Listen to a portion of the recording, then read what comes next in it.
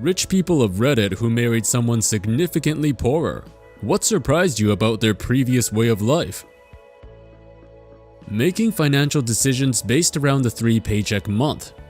If you're paid every 2 weeks, most months you get 2 paychecks, and all of your monthly bills and budgeting is based on those 2 paychecks. But twice a year, there are 3 paydays in a month, and that's when you can actually solve problems. That's when you can get the car registered, or fix the dryer, or get the cat spayed.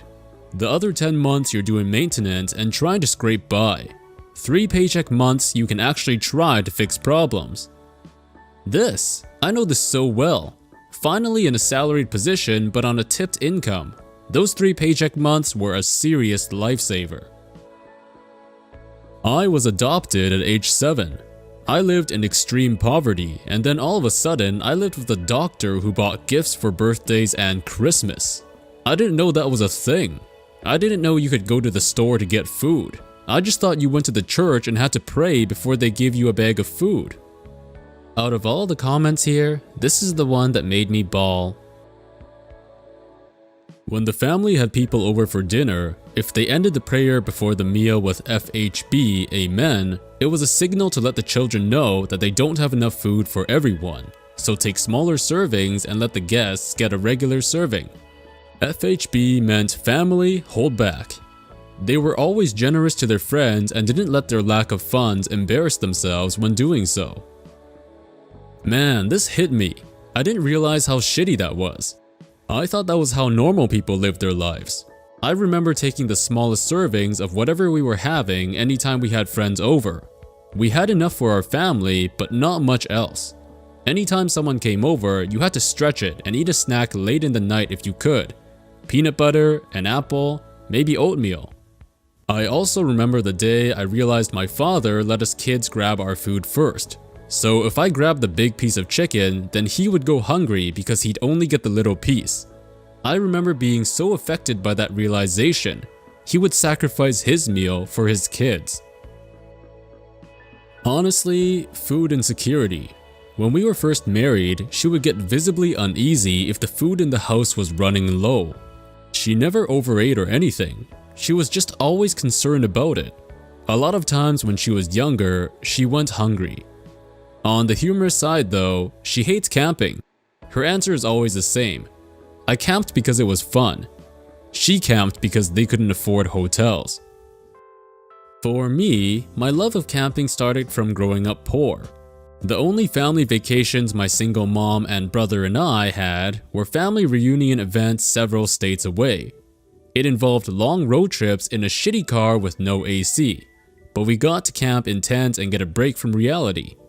We also ate a lot better over a campfire than me making hamburger helper for my brother while my mom went to bed early. She worked hard to support us and battled with depression untreated for years until she could afford medication. Those trips were good for all of us.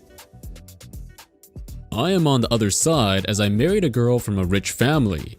Although we both earn the same and I tend to worry about money, savings, and the future, through the years I have realized that she worries less about it and still saves more and spends less than me.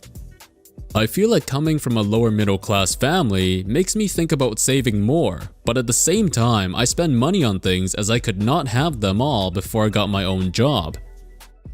I am so like this. I think and plan and budget, but when my paycheck comes, it is so hard to not spend it all on going out to eat or other frivolous things, because I could never have those small luxuries before.